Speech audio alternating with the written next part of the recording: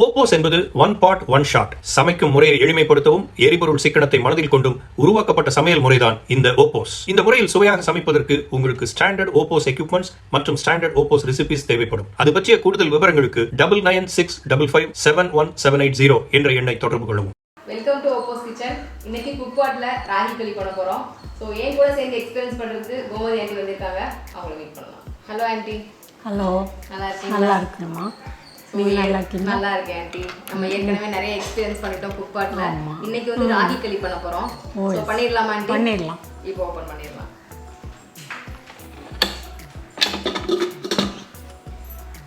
உள்ள இருக்க inner west எடுத்து வெளில வச்சிரலாம்.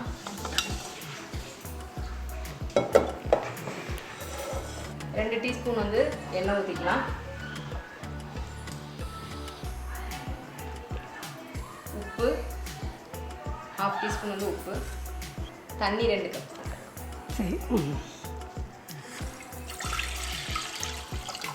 உப்பு எண்ணெய் தண்ணி எல்லாம் ஊற்றியாச்சு. ஆமாம். மூடி வச்சு க்ளோஸ் பண்ணிவிட்டு இப்போ நம்ம வந்து ராகி களிக்கு வந்து வெண்ட் வந்து க்ளோஸில் தான் இருக்கணும். இப்போ க்ளோஸில் தான் இருக்குது. இப்போ நம்ம வந்து மெனுவில் போய் வெஜ் மோட் செட் பண்ணிடலாம். மெனுவில் போயிட்டு plus symbol veg mode set பண்ணுறோம். இப்போ வந்து ஆன் பண்ணிடலாம். நம்மளுக்கு வந்து 2 மினிட்ஸ் காட்டுது ஆக்டி.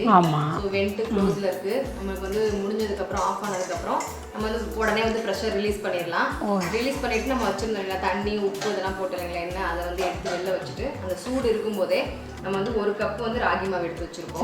ஸோ 1 கப் ராகி மாவுக்கு 2 கப் தண்ணி ஊற்றிருக்கோம். நம்ம மெஷர் பண்ணி இது அதில் போட்டு நல்லா மிக்ஸ் பண்ணிடுறோம். அந்த கெட்டி இந்த சின்ன சின்ன பபுள்ஸ் இல்லாமல் நல்லா மிக்ஸ் பண்ணிவிட்டு ஒரு 5 மினிட்ஸ் 310 ஹீட்டில் வச்சிட்டோம்னா நம்மளுக்கு வந்து ராகி களி வந்து ரெடி ஆயிடும். இப்போ சொல்லுங்க ஆண்டி, நீங்க சொல்லுங்க, நீங்க எப்படி பண்ணிருக்கீங்க? நீங்க எப்படி இந்த மாதிரி பண்ணது கிடையாது. ராகி மாவு எடுத்துட்டு தண்ணி கொதிக்க வச்சு 1 கப்புக்கு 4 கப் தண்ணி, 4 கப் தண்ணியை கொதிக்க வச்சு அதில் நல்லா இந்த மாவை போட்டு கிண்டிட்டு அந்த கெட்டி இல்லாமல் லூஸாக கிண்டிட்டு அப்புறம் குக்கரில் வச்சு ஒரு 2 விசில் வச்சா போதும். 2 விசில் வச்சுட்டு இதில் கீரை முருங்கைக்கீரை போடணுன்னா போடலாம், போடாட்டி வேண்டாம். வாசனை சில பேருக்கு பிடிக்கும், அதனால் போடலாம். உப்பும் போடணும். உப்பும் போட்டுட்டு எண்ணெயெல்லாம் ஊற்ற வேணாம்.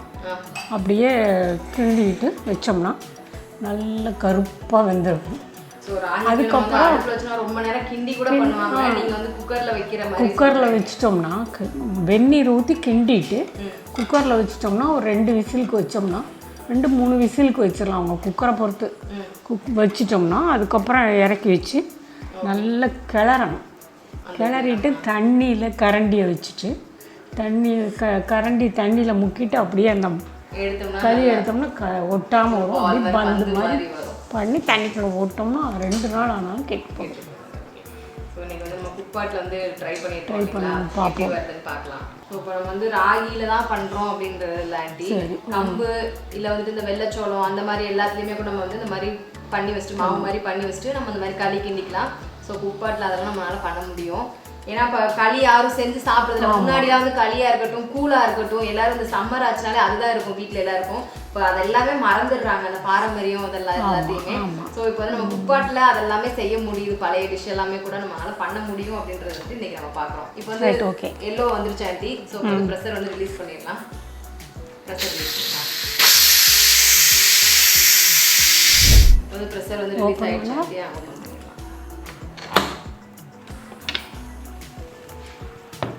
வெளில எடுத்து வச்சிடலாம். இப்போ வந்து நம்ம கொஞ்சம் கொஞ்சமாக வந்து நான் ராகி மாவு போடுறேன். ஓகே.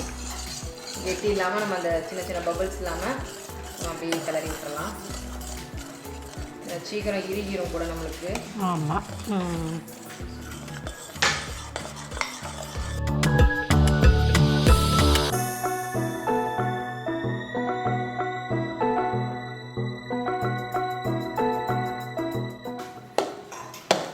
சூடு இருக்கும்போதே உடனே கிளறினாதான், இல்லைன்னா சீக்கிரம் கெட்டி ஆகிடும், துண்டு துண்டாக.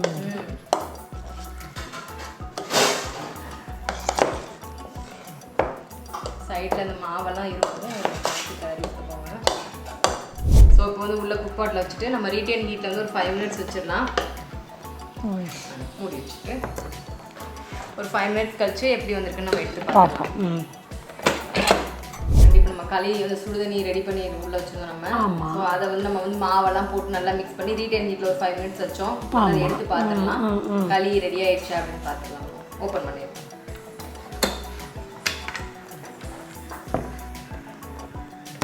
இப்போ வந்து நம்ம வந்து களி எடுத்து வெளில வச்சாச்சு ஆண்டி. ஆமாம். அப்புறம் நம்ம வந்து உருட்டிடலாம். ஸோ சூடாக இருக்குது அப்படின்னா நம்ம தண்ணி லைட்டாக தொட்டு கூட அந்த கரண்டி இருந்தால்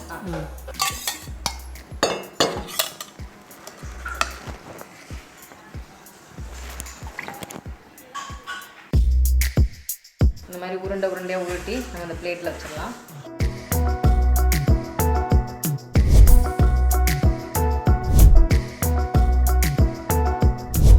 உப்பாட்டில் வந்து நம்ம வந்து ராகி களி பண்ணோம். ரொம்பவே சூப்பராக வந்துருக்கு. கையிலையும் ஒட்டலை. நம்ம தண்ணியில் தொட்டு உருட்டும் போது கூட அழகாக பந்து மாதிரி வந்துச்சு. எல்லாம் பர்ஃபெக்டாக வந்துருச்சு.